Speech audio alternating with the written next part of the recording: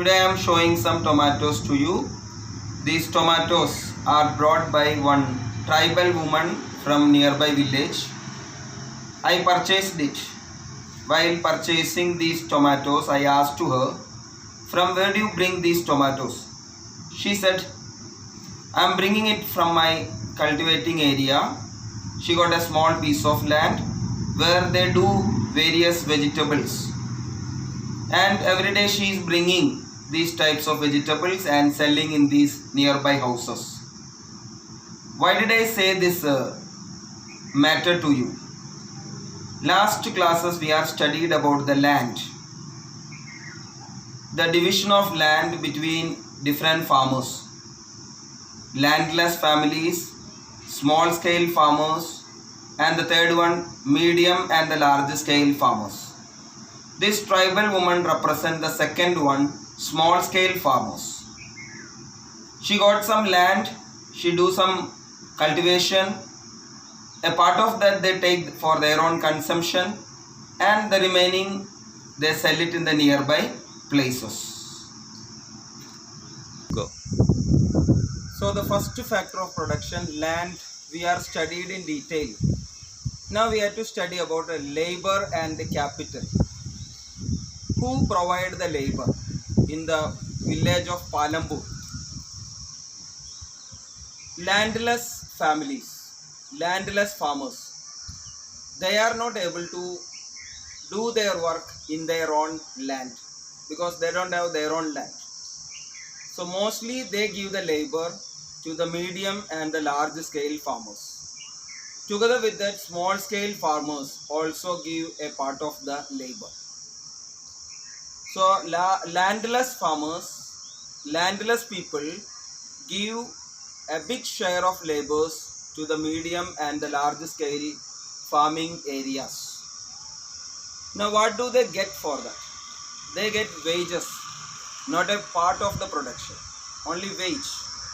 And the wage varies from region to region and state to state. In this part of Abu Road, we gave wages maximum 300 to 400 rupees. But in some other states, they get a wage of 600 above. So wages are different from place to place. Together with that, the duration of work also changes. Some areas they work for 8 hours, some areas they work for 12 hours. Daily wage basis, daily basis. In some other cases, they work for seasonal work, harvesting season, sowing season. The whole time they spend in the land, like that. So different way the laborers works with the farming areas. Next one, capital. From where do they get the capital? Again, for the landless people, there is no need of capital for investment. They get the wages only.